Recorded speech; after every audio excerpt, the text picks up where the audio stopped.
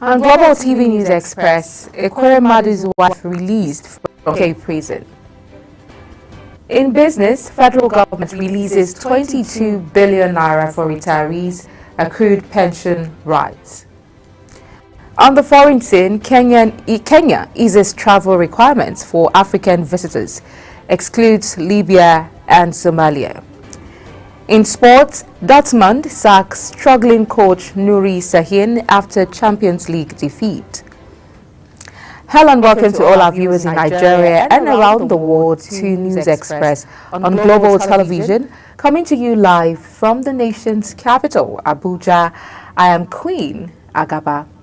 A quick reminder that Global Television is on DSTV channel 365 and free to air on Nightcomsat. Akwa Ibom State Governor Umar Eno has directed the Office of the Accountant General of the state to implement the 80,000 naira minimum wage to about 45,984 verified public servants in the state this January. The payment will take effect on November 1st, 2024, according to the press statement by the Chief Press Secretary to the Governor, Ekerete Udo. Udo says the development followed the submission of the report by the Committee on the Implementation of the New Minimum Wage Personnel Verification, headed by the Head of Service, Elder Efyong Essien. As contained in a statement by the acting spokesperson of Nigeria's Ministry of Foreign Affairs, Kimebi Ebienfa, the Federal Republic of Nigeria wishes to express deep condolence to the government and people of the Republic of Turkey over the unfortunate fire incident at the Grand Qatar Hotel in the Katalkaya Sky Resort. The fire, which claimed the lives of 76 persons and injured more than 50 others in Bolu province in northwestern Turkey, was reported to have started in the early hours of Tuesday, January 21st, 2025. The federal government of Nigeria, for the sympathizers with the government of the Republic of Turkey and the families of the victims of the fire incident, and also wishes a speedy recovery to the injured. Beatrice Ekweremadu, wife of a former Deputy Senate President, Senator Ike Ekweremadu, has been released from the United Kingdom's prison. It was reported that Beatrice, who was sentenced to 5 years in UK prison, returned to the country on Tuesday. She is said to be currently in Abuja. Also, report has it that there is jubilation currently going on in her family house in the Mpu community of Aninri local government area of Enugu State. Workers under the Nigerian Meteorological Agency have issued a 14-day ultimatum to the agency's management to address long-standing welfare concerns or face a nationwide industrial action. The unions said this in a letter titled Failure to Respond to the Lawful and Reasonable Demand 14 Days Ultimatum.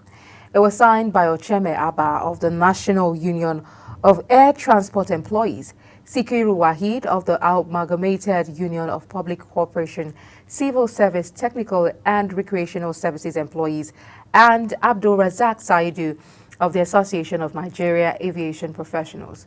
The unions accused NIMET management of neglecting workers' welfare and failing to implement critical policies for staff well-being. Former President Olusegun Obasanjo will today testify before the International Chamber of Commerce, ICC, Paris, France, in connection with the $2.3 billion arbitration proceedings filed against Nigeria by Sunrise Power over an alleged breach of contract by the federal government. The chairman and CEO of Sunrise Power, Leno Adesanya, had earlier testified before the ICC in connection with the $2.3 billion arbitration proceedings his company filed against Nigeria.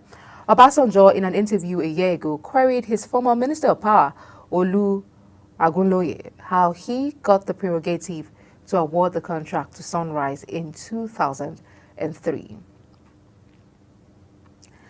The federal government, through the National Information Technology Development Agency, NITDA, and the Nigerian Financial Intelligence Unit, NFIU, has kick-started an initiative that would ensure the exit of the country from the Action Task Force grey list by May 2025. This initiative was a directive of President Bola Ahmed Tinubu to the NFIU to develop and implement an anti-money laundering and counter-financial terrorism, counter-proliferation of firearms data management framework and platform in collaboration with NIDA. At the inaugural technical session to kickstart the process at the NIDA headquarters in Abuja, the NIDA Director General Kashifu Inuwa disclosed that the technical session meeting would mark a remarkable mile in the country's journey to exit from the Financial Action Task Force grey list the nation has been enlisted into since February 2013. The Senate expressed displeasure over failure to embark on population census in the country and ordered the National Population Commission (NPC) to ensure that the exercise is carried out this year.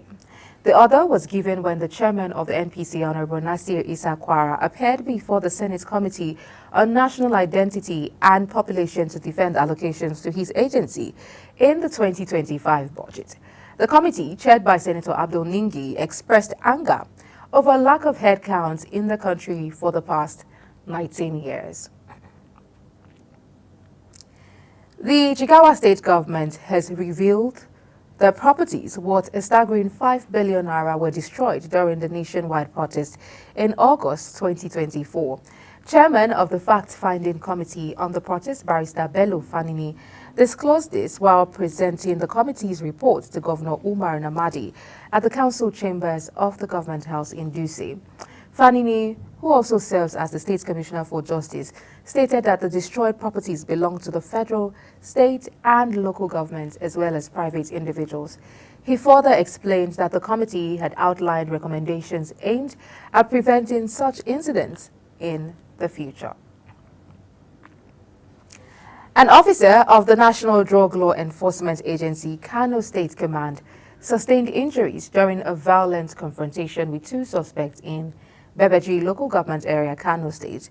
The suspects, identified as Musa Usman, 25, and Buhari Yarbashir, 24, were apprehended during a targeted operation at Rahama roundabout on January 20th, 2025. The NDLEA's public relations officer in Kano, Sadiq Muhammad Meigatari, disclosed this in a statement.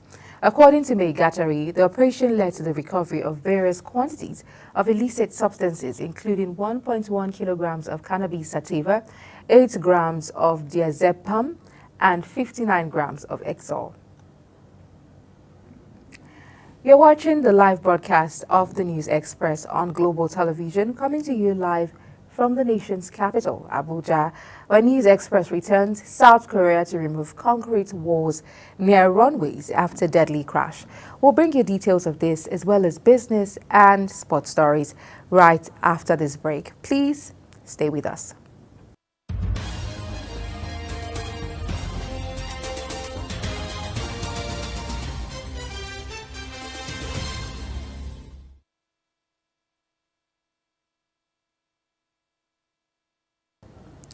Many thanks for staying with us. If you've just joined us, this is Global Television, bringing you live broadcast of the News Express. In business, the Nigerian Extractive Industries Transparency Initiative has asked the Presidential Committee on Fiscal Policy and Tax Reforms to provide a clear and detailed explanation of its plan to harmonize federal and state tax laws in the proposed tax reform bills submitted to the National Assembly for approval. It also asks the committee to clarify the rules of subnational government in implementing the bill and identify areas needed to improve the policy gaps in the bill. The agency stated these in a statement signed and released by the Acting Director of Communications and Stakeholder Management, Obiageli Onwora, following a detailed review of a draft legislation which showed extensive research and consultation. The Nigerian Labour Congress has called for the resignation of the Minister of Power, Adebayo Adelabu, over the repeated collapse of the national power grid. In a statement by the NLC President Joe Ajaero, the union expressed deep concerns over the worsening state of Nigeria's electricity sector, which it described as being on the brink of total collapse. Ajaero also slammed the minister over the proposed allocation of 8 billion naira in the 2025 budget for sensitization of Nigerians on the need to pay electricity bills, accusing the Ministry of Power of prioritizing frivolous projects over critical infrastructure. The Minister of Communication, Innovation and Digital Economy, Bosun Tijani, says the 50% increase by telecommunication companies in the country was caused by inflation and rising operation costs. He stated this while responding to questions at the 2025 budget defense session by the Joint House of Representatives and Senate Committees on Communication. He added that the move was in tandem with broader economic patterns where tariffs lead to higher consumer prices as a result of additional costs of imported goods and tariffs. The National Pension Commission has revealed that the federal government has released an additional 22 billion naira through the Office of the Accountant General of the Federation for accrued pension rights of retirees in MDAs under the Contributory Pension Scheme. In a statement released on its Instagram page, PENCOM said it was for those who retired between October 2023 and January 2024. These funds were disbursed into Retirement Benefit Bonds Redemption Fund accounts at the Central Bank of Nigeria. They are meant to settle accrued pension rights for verified retirees of Treasury-funded MDAs. The pension... I beg your pardon. The election of a new Tao iSearch has been delayed after a bitter row in the Dáil Irish Parliament, forcing the suspension of proceedings twice. The Irish Parliament returned to nominate Fianna Fáil leader Michael Martin as the new Taoiseach Prime Minister before he is formally appointed to the office of President Michael D. Higgins. Sean Cumhelly, Verona Murphy called for a 15-minute suspension after Cheitai Dala refused to stop shouting at her and take their seat. After it resumed, several TDs continued to challenge her over a decision to follow independent TDs who were supporting the government to sit on the opposition benches. On the foreign scene, South Korea will change the concrete barriers used for navigation at 9 airports across the country following December's plane crash that killed 179 people. 7 airports will also have their runway safety areas adapted, following a review of all South Korea's airports that was carried out after the crash, the deadliest in the country's history. The Jeju Air flight was bringing passengers home from Thailand after Christmas when it made an emergency landing at Muan Airport and exploded after slamming into a concrete barrier at the end of the runway. At least 10 Palestinians have been killed and nearly 40 injured by Israeli forces during a major operation in the Jenin area in the occupied West Bank, according to the Palestinian Health Ministry. Palestinian media reported that there were several airstrikes as a large number of troops entered the city and its refugee camp, backed by drones, helicopters, and armored bulldozers. Israel's prime minister said it launched an extensive and significant operation to defeat terrorism in Jenin, long seen as a stronghold of Palestinian armed groups.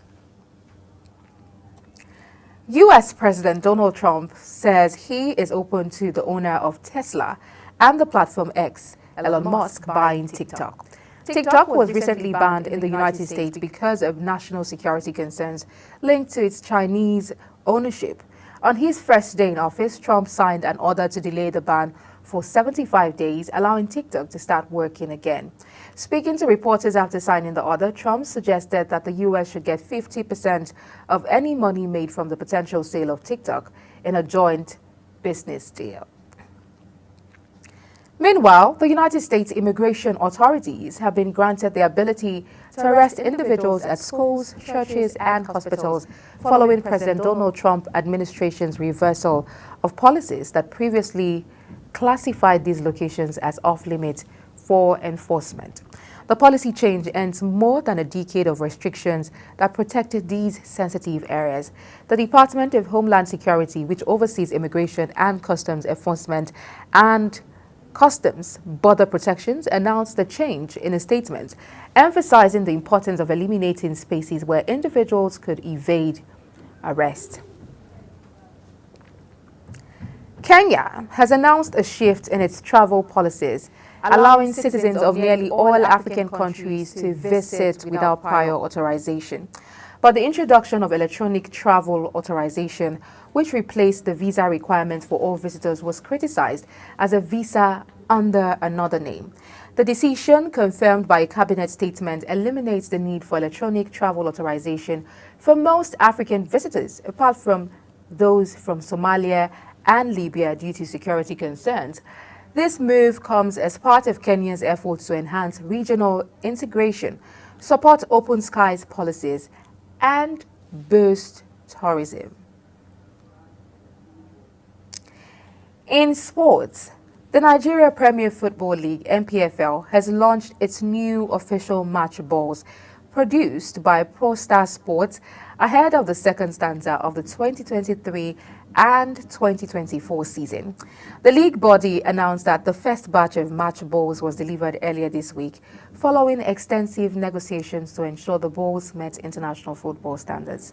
NPFL Chairman Benga Elegbeleye explained that the delay in introducing the balls at the start of the season stemmed from the league's commitment to quality. Borussia Dortmund has sacked head coach Nuri Sahin following Tuesday's 2-1 Champions League loss as Bologna, citing a loss of faith in him.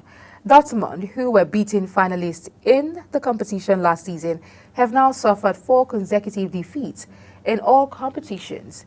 In the Bundesliga, Dortmund currently sits 10th, 20 points behind leaders Bayern Munich.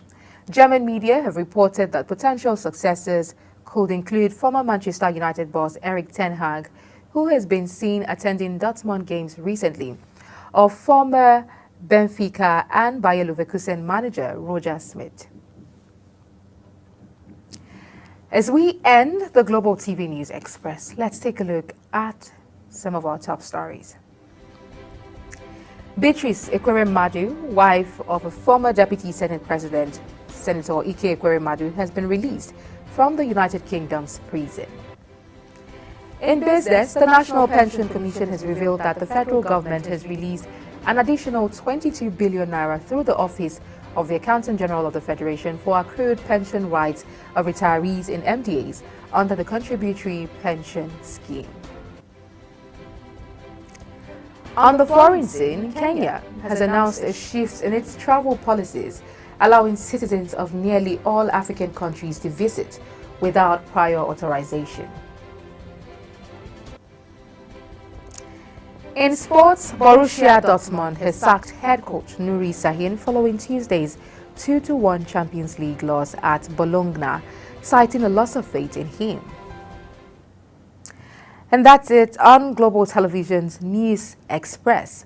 A quick reminder that Global TV is on DSTV channel 365, on Star Times channel 276, and free to air on Nigecomsat. Kindly follow us across all social media platforms using @GlobalTVNG and other handles now showing on your screen. I am Queen Agaba. Thank you for watching and see you again.